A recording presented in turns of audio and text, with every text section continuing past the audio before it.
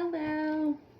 So I wanted to give some helpful hints for weight management as well as increasing metabolism.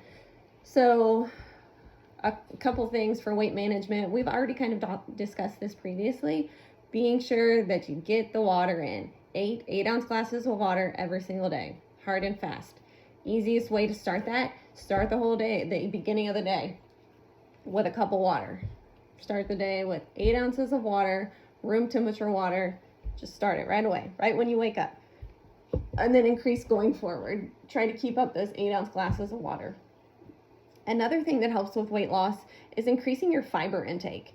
So if you can increase your fiber intake up to about 30 grams of fiber a day, that will be very beneficial. Fiber is so helpful for so many reasons. It can help with weight loss. It can help with hypercholesterolemia, so hyperlipidemia, which is just a fancy way of saying high blood pressure. Fiber's so beneficial. It helps with if you're having a hard time passing your bowels, like pooping. It'll help with that as well. Let's see. Trying to think of, I took some notes. If you need examples for a high fiber diet, you could do, if you are eating grains, you can do grains, whole wheat food. Fiber 1 bars are higher in fiber. Be sure to look at ingredients of anything that you're eating prior to eating it. So make sure there's no sweeteners. I'm not big on added sweeteners, unless it's an all-natural sweetener. Oatmeal, steel cut oats is really good. It has high fiber. So I'm huge on vegetables. So Brussels sprouts, broccoli, green beans, kidney beans, baked beans, lima beans, apples with the skin. The skin is going to be really helpful because that's going to help it has the most fiber in it. Bananas, you do raisins, peanuts. Some articles were suggesting popcorn. I'm kind of leery on popcorn, especially if you're an individual that has an autoimmune disease or higher genetic results of inflammation, because popcorn is an inflammatory food. So corn is inflammatory food, and it's just going to make the inflammation a lot worse. So I would steer away from popcorn if at all possible. Try to go for the more natural sources like the vegetables. I'm a big fan of vegetables, obviously. Okay, so other tips for weight loss. Just really being mindful of when you're eating. Don't watch TV when you're eating. Don't look at your phone when you're eating. Try to be present while you're eating. Sit and eat your food and focus on what you're doing. Don't eat fast. I do that, and I'm very guilty of that. Try to be aware of the bites that you're taking. Don't eat very quickly. And you don't necessarily have to cut out all your carbs. So initially I did do a ketogenic diet, and that did help with weight loss, but through a lot of research, I kind of veered more towards a whole foods diet. There are carbs that are really good that you should be eating, like carrots. Carrots are higher in carbs, but they're fantastic.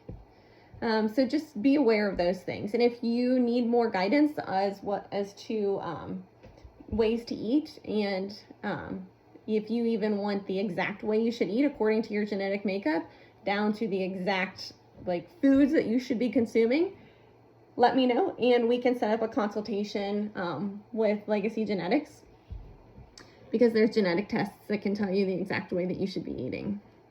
Also, I had a couple other things I want to discuss. I did find an article that discussed increasing metabolism. So it's been shown that drinking 2 to 4 cups of green tea can burn more than 15 calories, which could help with weight loss, weight management. If you're going to drink coffee, try to drink it black. I understand that it's a transition, but keep trying it. They say that if you try something 17 times, you usually get used to it, or you'll be more comfortable with it. Also, trying to focus on making sure you're getting good sources of protein into your diet, like fish. eggs, beans, nuts. You could do, if you eat meat, you could do like lean animal protein. I'm not a huge fan of beef just because of the correlations with cancer, but more so like turkey, fish, or white chicken. Be aware of your snacking. If you're not hungry, don't eat. If you are hungry, eat. Don't starve yourself. That's even worse. But choose and make a healthy choice. Also, don't start your day with fruit. It's higher in fructose, your blood glucose, spikes and then drops lower. Of course, fruit is a better choice than like cereal or regular waffles or anything like that. But if you could start your day with something healthier like eggs, that's a better choice.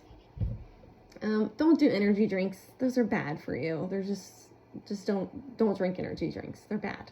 Bad. Let's see. Oh, and another huge thing is strength training.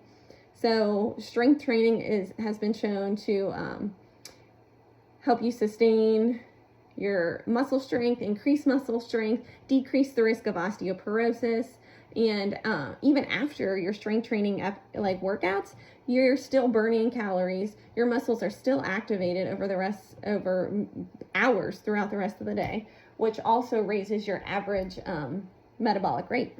So strength training is really good. Usually good for most people, usually even better for women. And that's another genetic test that I can really help with, is finding out the exact way that you should be exercising according to your genetic makeup. So for example, for me, I had been a runner. I ran a half marathon, and I ran cross country and track in school. And I just thought like running is good. And that's what I should be doing. But often I would go out for a run in the morning and I would be like, this is so boring. I don't want to do this. But I would just keep doing it because I thought that was what I had to do.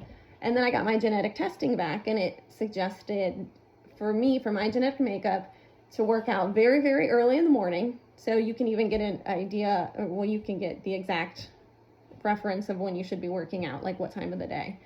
So I work out at 5 in the morning, and I'm supposed to be doing strength training. And once I started doing that, I really enjoyed exercising a lot more. I was more engaged with it. I didn't feel like I was getting bored after running a couple miles.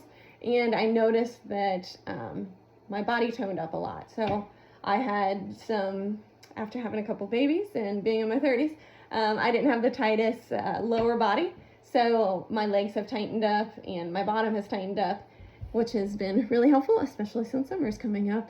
And I just care about my physical appearance. I care about myself. So anyways, I hope that was helpful. If you're interested in any more suggestions related to metabolism or weight management, I would love to work with you. We can get a really, really personalized plan based on your genetic makeup just by ordering some genetic tests for you. And then we can work one-on-one to keep that plan in place, and I can help keep you accountable and motivated. I hope you have a wonderful day.